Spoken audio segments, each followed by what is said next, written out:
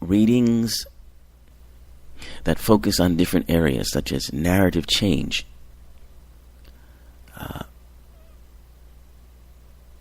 changing how we talk about and think about others in our community. The law, how to change laws to make a more positive social change in communities.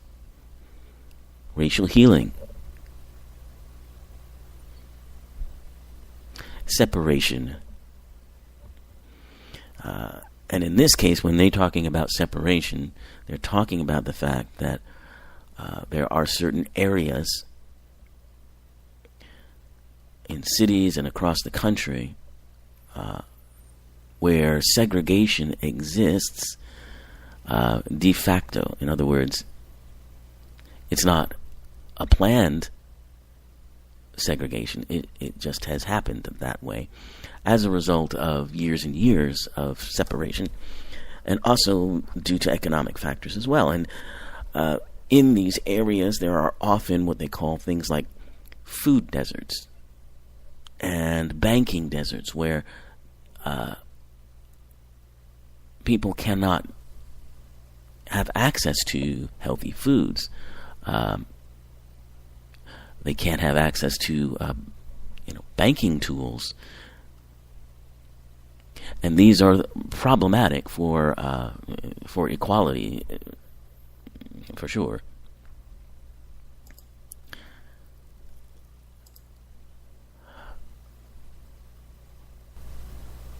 So this program, sponsored by the Kellogg Foundation, is continuing its really important work. So if you want to support it, you can go to, as I mentioned, www.wkkf.org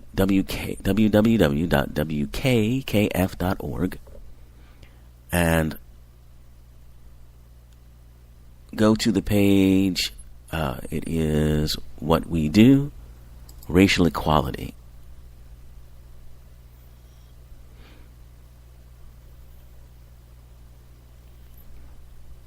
Also, you can also find it if you just do a Google search and put in racial healing. That page will come right up because it's a long string. But again, I will post it so that you can find it more easily.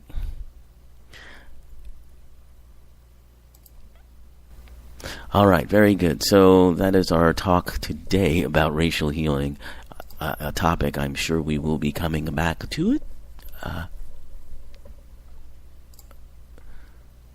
Probably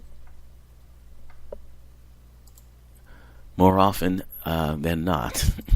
All right, so and if you're interested in learning about energy healing, I will post an article on my webpage about that as well, and that may be a topic for another episode as well.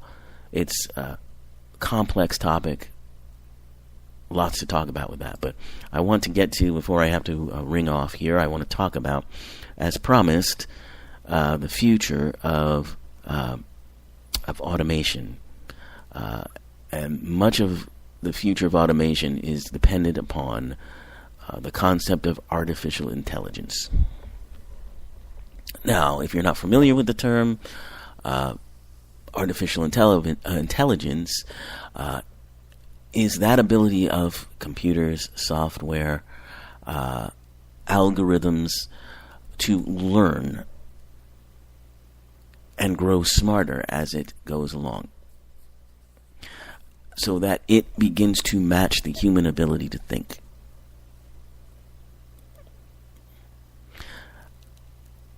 And it's widely believed that artificial intelligence will be and is a source of power for us, much like energy and electricity is.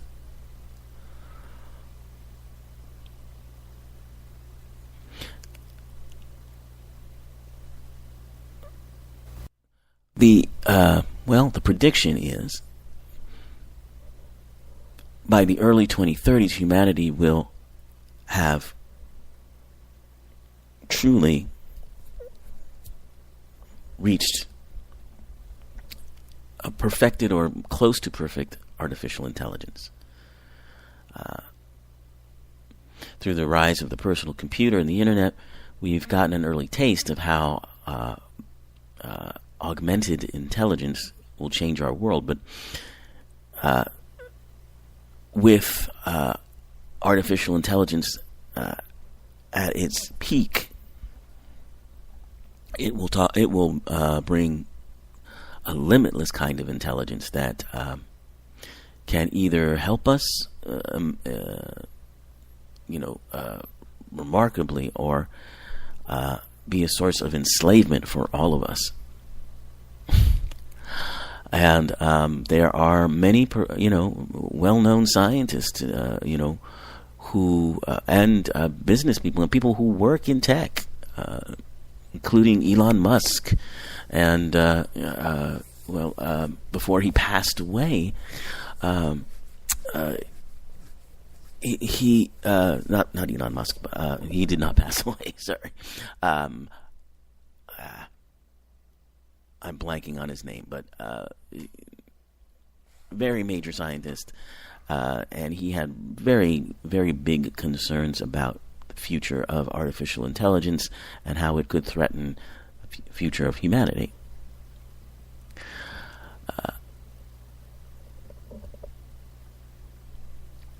So, our sort of knowledge of it from, popular culture is, the Terminator, Data from Star Trek Next Generation, R2-D2. Those are sort of positive representations of the idea. Terminator being the negative. But what AI is basically what we have now. If you have Siri or Alexa in your home, you're talking to an artificial intelligence, and a really smart one that can tell you things in a second that you need to know. If you have an Apple smartwatch or these Teslas that are self-driving, these are all, fueled by artificial intelligence. And it's becoming more common so that we don't even think about it. It will become much like electricity and water, and it already is.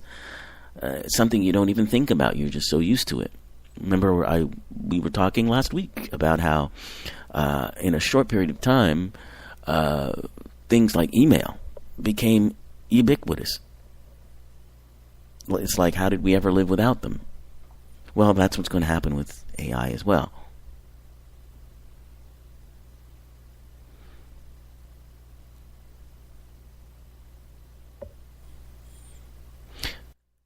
So neuroscientists, biologists, psychologists, all of those who work with the brain and mind really don't understand how the brain works, interestingly enough. And so this is what is going to have to be examined in order to determine what an AI is or isn't, and whether AI is sentient or not.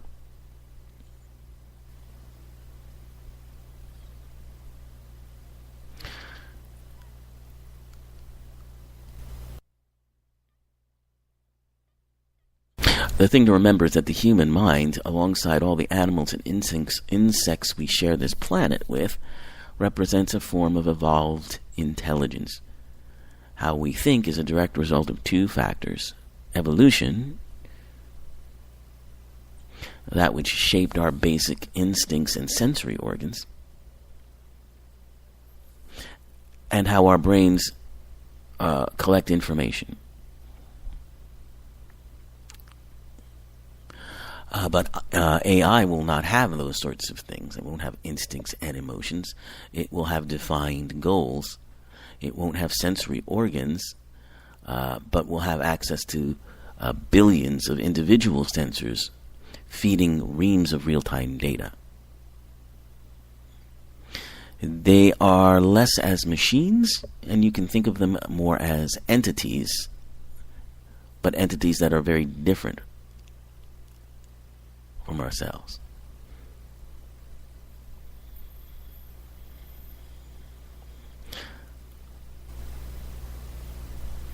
So let's take a look at how the first artificial intelligence, general intelligence, will change society.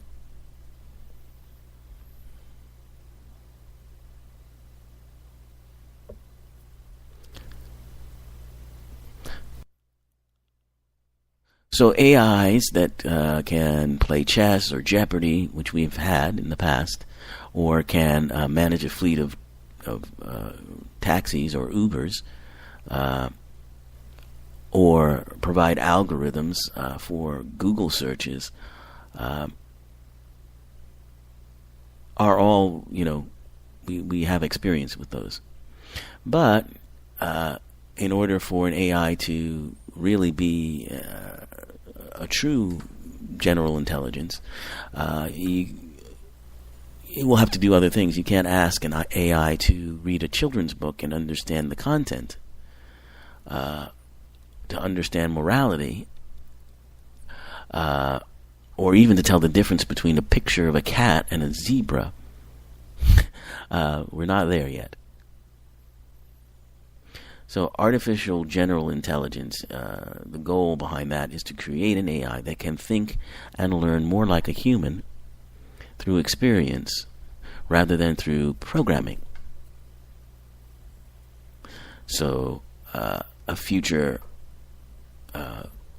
artificial general intelligence would learn how to read, write, and tell a joke, maybe walk, run, and ride a bike on its own by way of experience in the world, using whatever body or sensory organs or devices we give it.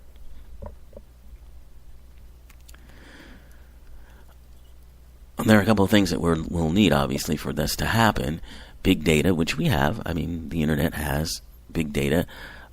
Improved algorithms, which we are working on too.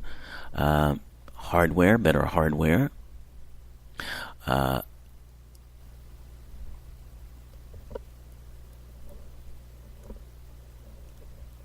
then once we do all of these things, and we figure out all of those things, and we have a success in creating the first artificial general intelligence, will it be a different mind than our own? And there might be several types. There might be those that live within a robot body, kind of like Data from Star Trek. Those that have a physical form but are connected to, like, the internet or the cloud.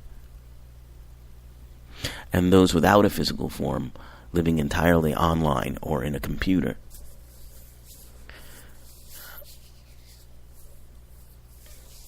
So inside a robotic body, isolated from the web, those sorts of AGIs will compete with human minds, but they will have advantages over the human mind. For instance, they'll have much better memories.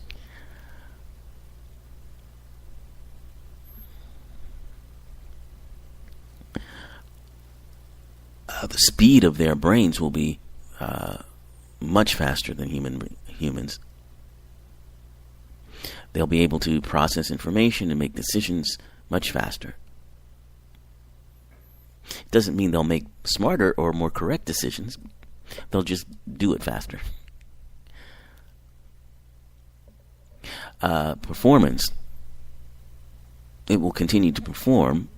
It will outperform human brains, which get tired and can get injured without sleep.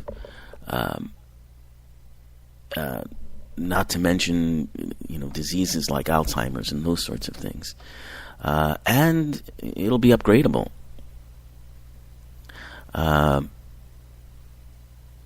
When we try to learn new habits or new skills, it can take a long time. Weeks, months, years. But AGI